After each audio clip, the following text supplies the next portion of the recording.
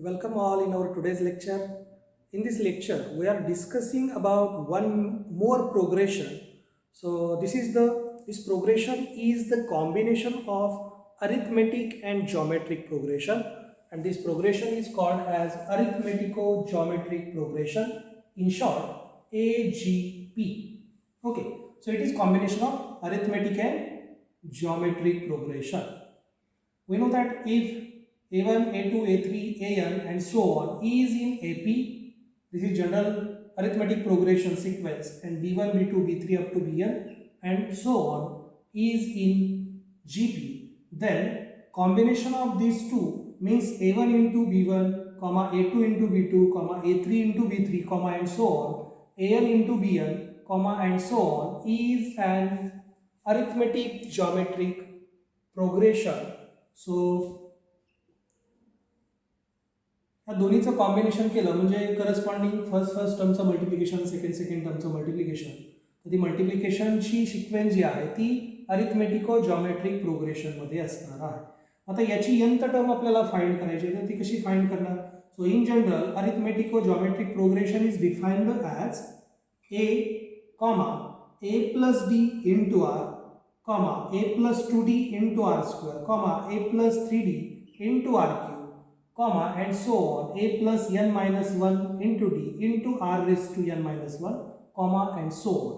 म्हणजे थोडक्यात काय केलं, अरिथमेटिक प्रोग्रेशनची जी जनरल सिक्वेन्स आहे आणि जॉमेट्रिक प्रोग्रेशनची जनरल सिक्वेन्स आहे त्याच्या करस्पॉन्डिंग टर्मचं पहिल्या दुसऱ्या तिसऱ्या टर्मचं काय केलेलं आहे, आपण मल्टिप्लिकेशन घेतलेलं आहे.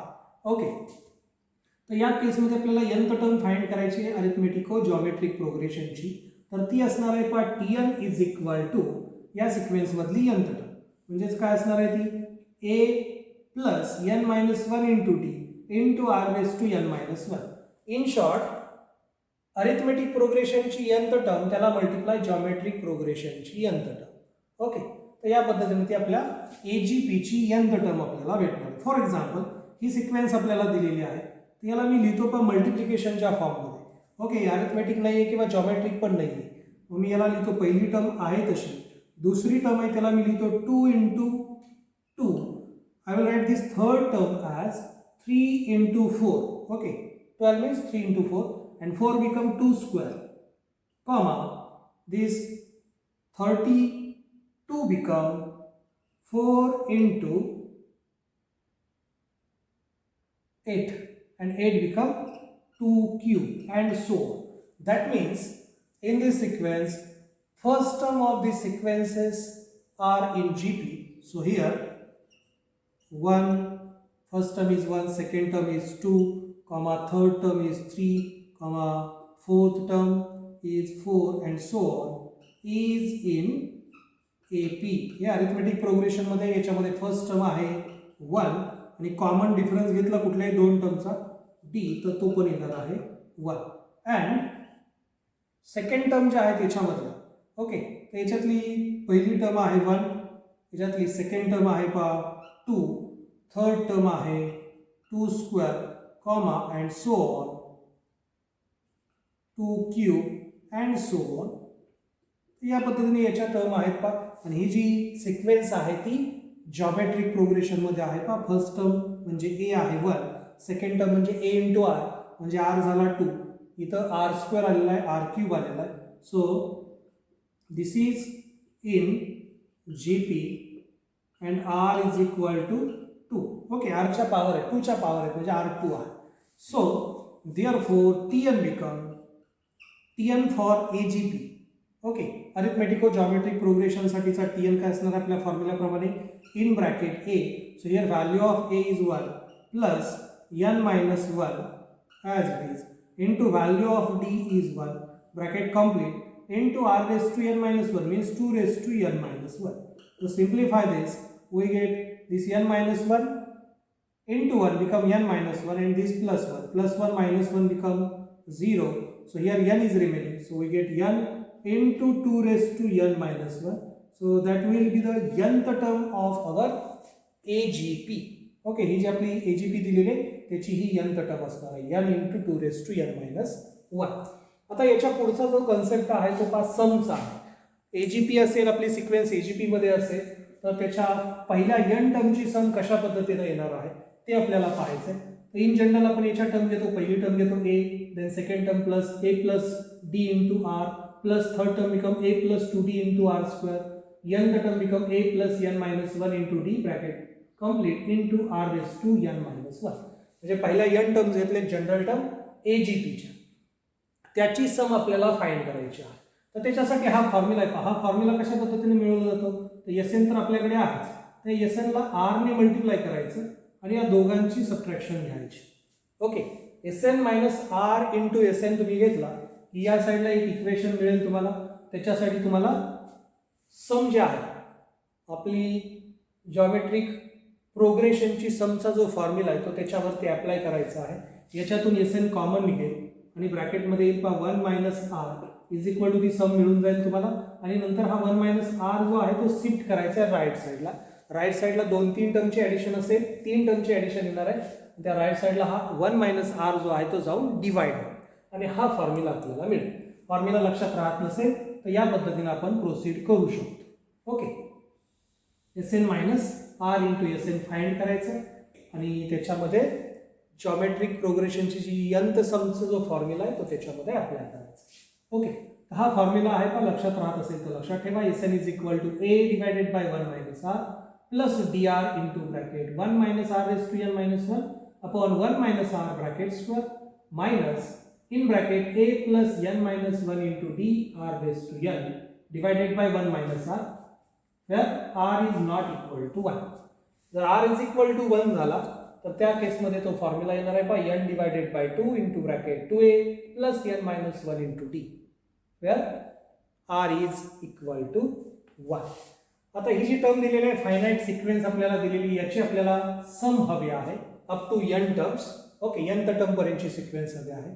आपल्याला माहित आहे याच्यामध्ये a ची व्हॅल्यू काय आलेली आहे, d ची व्हॅल्यू काय आलेली आहे आणि r ची व्हॅल्यू काय आलेली आहे. इथं पण तेच एक्झाम्पल आहे. a, d आणि r आपल्याला माहित आहे. हे AGP मध्ये आहे हे पण माहित आहे. So Sn is equal to r ची व्हॅल्यू या ठिकाणी आली होती 2 आणि 2 is not equal to 1.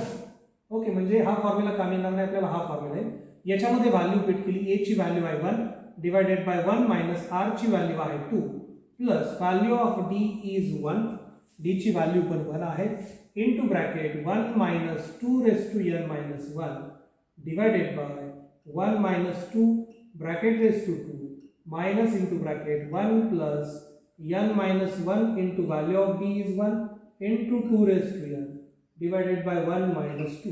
And now simplify this, we get this term become minus 1, this become plus, with the minus 1 इथे minus 1 चा square plus 1 येतो. 1 minus 2 raised to n minus 1 as it is minus, हे minus 1 येणार आहे, minus minus become plus, हे 1 ने आतमध्ये multiply केले plus 1 minus 1 कॅन्सल होईल आणि उरेल n into 2 raised to n. So that will be the finite sum of this given arithmetico-geometric progression. Okay, आता पुढे जाऊन आपल्याला फायनाइट इनफायनाइट सम जर हवे असेल त्या सिक्वेन्सची. Okay, if you want infinite sum of such sequence तर त्या केसमध्ये आपला फॉर्म्युला होतो पहा एस इन्फिनिटी, म्हणजे n टेन्स टू इन्फिनिटी आहे पहा. मग याच्यामध्ये जर तुम्ही n tends to infinity put केलं तर ही जी टर्म आहे ती 1 येणार आहे आणि ही जी टर्म आहे ती 0 येणार आहे. ओके, आणि मग आपल्याला फॉर्म्युला मिळतो पहा S infinity is equal to a divided by 1 minus r, म्हणजे ही पहिली term a divided by 1 minus r plus हे r raise to n minus 1 0 होते ॲट n टेन्स टू इन्फिनिटीला, म्हणजे इथं उरतोय फक्त dr, खाली येतोय 1 मायनस r ब्रॅकेट स्क्वेअर आणि ही टर्म 0 होऊन जाते. So that will be our sum, infinite sum of given arithmetico-geometric progression a divided by 1 minus r plus dr divided by 1 minus r bracket square if mod r is less than 1. आता या ठिकाणी ही sequence दिली, याच्यासाठी आपल्याला infinite सम हवे आहे या सिक्वेन्सची. तर याच्यामध्ये हे जॉमेट्रिक अरिथमेटिको-जॉमेट्रिक प्रोग्रेशनमध्ये आहे का ते बघूया. पहिली टर्म आहे 1, दुसरी टर्म आहे 2/4, तिसरी आहे 3/16, चौथी आहे 4/64. इथं लक्षात येते आपल्याला इथं 4 आहे, इथं 4 चा स्क्वेअर आहे, इथं 4 चा क्यूब आहे. याला मी लिहितो 1, 2 into 1/4, 3 into 1/4 square, 4 into 1/4 cube, comma and so on. तर या ठिकाणी आपल्याला ए ची व्हॅल्यू भेटते पहा. Value of A is 1 for arithmetic progression 1 2 3 4 आहे. So A is 1, D is also 1. Okay. आणि जॉमेट्रिक प्रोग्रेशन जे आहे ते आहे काय 1 1/4 1/4 स्क्वेअर 1/4 क्यूब म्हणजे आर ची व्हॅल्यू आहे पहा 1/4.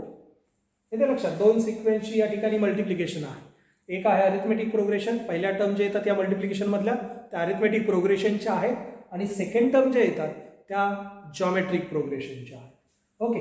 मग याच्यामध्ये अरिथमेटिक प्रोग्रेशनमध्ये पहिली व्हॅल्यू ए म्हणजे 1 आहे, डी म्हणजे कॉमन रेशो, दुसरी टर्म आहे 2 2 - 1 1 म्हणजे डी 1 आला. ओके. जॉमेट्रिक प्रोग्रेशन मध्ये टर्म आहे 1/4 1/4 स्क्वेअर म्हणजे आर झाला 1/4. ठीक आहे. R is 1/4. Now therefore s infinity is equal to a divided by 1 minus r. Value of a is 1, so 1 divided by 1 minus r is 1/4. बरोबर. r ची value काय 1/4 जी की लेस दॅन 1 आहे, right. So r is 1/4. then plus dr, value of d is 1 into value of r is 1/4 divided by in bracket 1 minus 1/4 bracket square. So simplify this, we get 1/3/4 plus 1/4 divided by 3/4 square is 9/16. So finally we get 4/3 plus 4/9. So this become 16 divided by 9. So that will be our infinite sum of this given AGP. तर या पद्धतीने आपण हे समेशनचे फॉर्म्युले apply करू शकतो. nth term आपण easily find करू शकतो दिलेल्या अरिथमेटिक जॉमेट्रिक प्रोग्रेशनसाठी. एकदा व्यवस्थित बघून घ्या. Now there are two methods for finding sum of a given AGP. So first method is method for finding sum. So if it is applicable for sum of n terms and infinite term also. Okay. n टर्मची सम आपल्याला find करायची असो किंवा infinite नंबरची सम आपल्याला find करायची असो, दोन्ही केसमध्ये आपण ही मेथड अप्लाय करू शकतो. तर सुरुवातीला काय करायचं आहे, जी सम आपल्याला फाइंड करायची त्याला यस मानायचं आहे. Let sum is S. त्या यसला कॉमन रेशो फाइंड करायचा आहे आपल्या जॉमेट्रिक प्रोग्रेशनचा. कारण आपल्याला माहित आहे एजीपी म्हणजे काय असते, combination of arithmetic progression and geometric progression असते. तर जॉमेट्रिक प्रोग्रेशनचा आर फाइंड करायचा आहे, कॉमन रेशो फाइंड करायचा आहे त्याच्यामधला, आणि मग त्या आरने या यसला मल्टिप्लाय करायचे आणि मग त्या दोन्ही समची काय करायची आपल्याला सबट्रॅक्शन घ्यायची आहे. S minus R into S. Okay. Actually जो फॉर्म्युला आपण डिराईव्ह केला आहे तो याच्यावरूनच डिराईव्ह केलेला आहे. त्या दोघांची काय करायची आपल्याला सबट्रॅक्शन घ्यायची आहे. मग लेफ्ट साईडला यस मायनस आर एस असेल आणि राईट साईडला ॲक्च्युअल ती सबट्रॅक्शन होईल. ती सबट्रॅक्शन घेतल्यानंतर राईट साईडला जी आपल्याला सिक्वेन्स भेटणार आहे तर ती सिक्वेन्स जॉमेट्रिक प्रोग्रेशनमध्ये असणार आहे. ओके. मग ती जॉमेट्रिक प्रोग्रेशनमध्ये असल्यानंतर जॉमेट्रिक प्रोग्रेशनसाठी आपल्याला सम काय आहे त्याचा फॉर्म्युला आपल्याला माहीत आहे. तो फॉर्म्युला अप्लाय करायचा समचा. फायनाईट समसाठी फॉर्म्युला माहीत आहे, इन्फायनाईट समसाठी पण फॉर्म्युला माहीत आहे. तो फॉर्म्युला अप्लाय करून आपण ती सम फाइंड करायची आहे. आणि मग लेफ्ट साईडला जे एस मायनस आर एस आहे त्याच्यातून एस कॉमन घ्यायचं आहे, 1 मायनस आर उरेल, त्याचं काहीतरी आन्सर आहे ते राईट साईडला शिफ्ट करायचं, ते राईट साईडला जाऊन डिवाइड होईल. अशा पद्धतीने आपल्याला ॲक्च्युअल सम मिळून जाईल. एक्झाम्पल घेतल्यानंतर ते क्लिअर होईल का. या सिक्वेन्ससाठी आपल्याला सम विचारलेले आहे. तर याला ऑब्झर्व केलं तर तुमच्या लक्षात येते वरती आहे 3, त्याच्यानंतर आहे 6/5, देन 9/25, 12/125. तर या ठिकाणी मी यस लिहितोय. S n is equal to 3 plus 6/5 plus 9/25 plus 12/125 plus and so. ठीक आहे. तर याला जर ऑब्झर्व केलं तर याच्यामध्ये 3 आहे, हे 6 म्हणजे याला तुम्ही लिहू शकता 2, 3 प्लस 6 आहे मग 6/5. So this become 6 into 1/5. This become 9/25. This become 12/125. म्हणजे 3, 6, 9, 12 हे जे आहे ते अरिथमेटिक प्रोग्रेशनमध्ये आहे, ज्याच्यामध्ये ए ची व्हॅल्यू आहे 3 आणि डी ची व्हॅल्यू सुद्धा काय आहे 3च आहे. उरलं काय मग 1/5 उरला, 1/25 आला, तर तो जॉमेट्रिक प्रोग्रेशनमध्ये आहे ज्याचा आर आहे 1/5. बरोबर, इथं 1/5 आहे, इथं 1/5चा स्क्वेअर आहे, 1/5चा क्यूब आहे, याचा अर्थ इथं आरची व्हॅल्यू काय आहे 1/5 आहे. तर आपण डायरेक्टली या ठिकाणी Sn minus R into Sn लिहूया.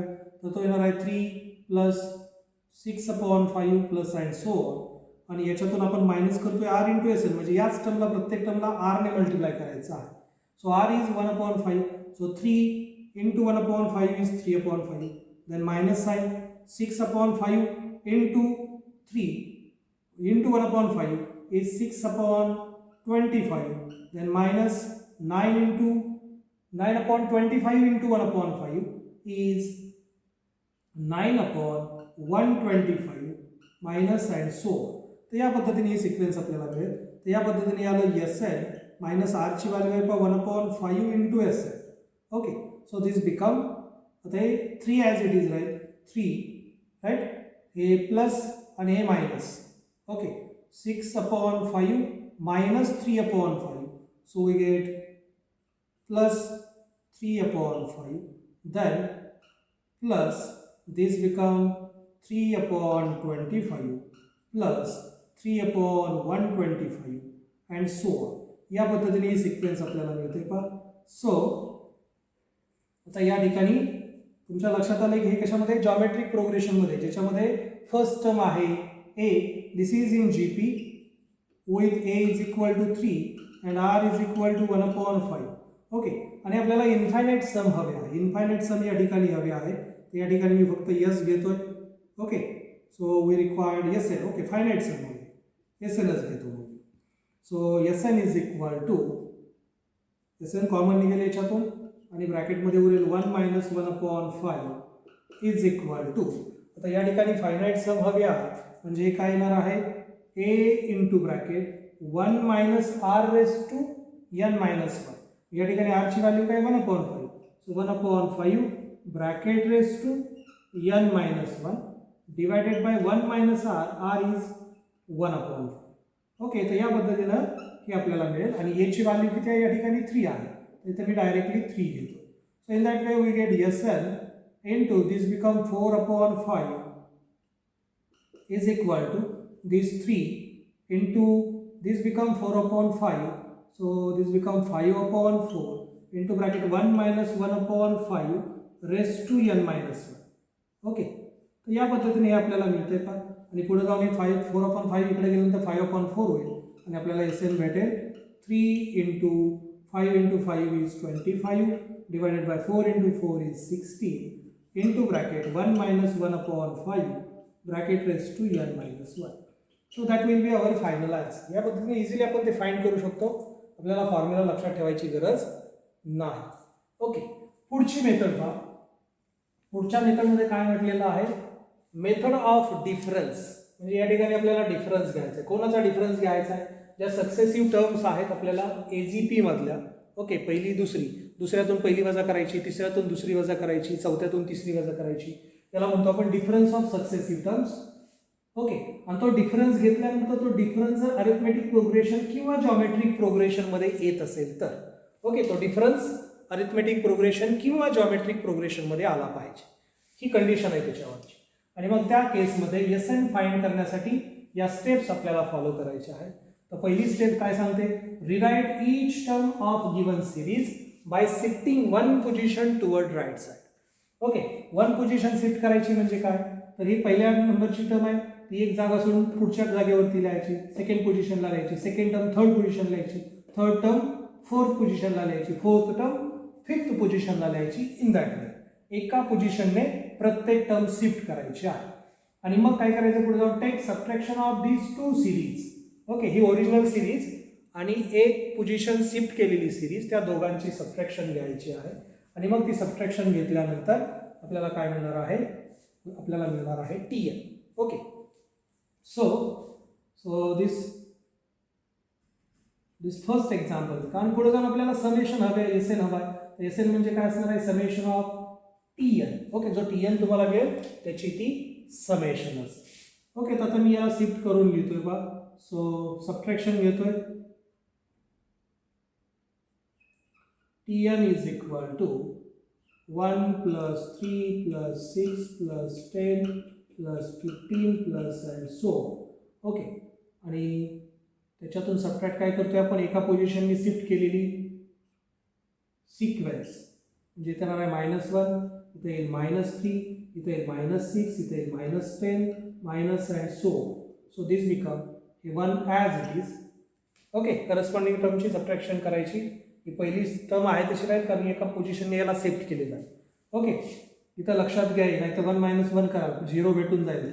एका पोझिशनने शिफ्ट केलं त्याच्यामुळे ही पहिली टर्म आहे तशी दुसऱ्यातून याच्यातली पहिली वजा करायची, म्हणजे आलं +2. तिसऱ्यातून याच्यातली दुसरी वजा करायची, +3 +4 +5 प्लस अँड सो. या पद्धतीने ही सिरीज आपल्याला मिळून जाते. So this is a arithmetic progression. हे अरिथमेटिक प्रोग्रेशन मध्ये आहे. मग याची nth टर्म काय मिळणार आहे पहा. So Tn become 1 + 2 + 3 plus and so on. Okay, n term पर्यंत हे ॲडिशन आहे. तर ते ॲडिशन इथे पहा, n × n + 1 divided by 2. Okay, up to n terms. आपल्याला काय पाहिजे, n टर्म पाहिजे, nth टर्म पाहिजे, म्हणजे हे अप टू nth टर्म आहे. ही first term, second term, third, fourth and nth term. So summation become n × n + 1 divided by 2. हा स्टँडर्ड फॉर्म्युला आपल्याला माहिती आहे. अँड देअरफॉर आता Sn लायचा. Sn म्हणजे काय, तर समेशन Tn होणार आहे. ओके, म्हणजे येणार आहे summation of n × n + 1 divided by 2. Okay, divided by 2 common घेतो मी आणि या n ने आतमध्ये मल्टिप्लाय करतो आणि समेशन सेपरेट घेतो. So we get summation n² plus summation n. Okay, आता समेशन n² आपल्याला माहिती आहे. तर हे जागा नाही तर या ठिकाणी मी लिहितो त्याला 1/2 into bracket summation n². Summation n² काय असतं, तर ते असतं n × n + 1 × 2n + 1 divided bye 6 plus summation n म्हणजे आत्ताच बघितलं आपण त्याचा formula n × n + 1 divided by 2. So that will be our final answer. That means summation of first n term of this given sequence which is in AGP. तर या पद्धतीने 2 फॉर्म्युले आहेत, 2 method आहेत का आपल्याला समेशन फाइंड करण्यासाठी. एकदा व्यवस्थित बघा.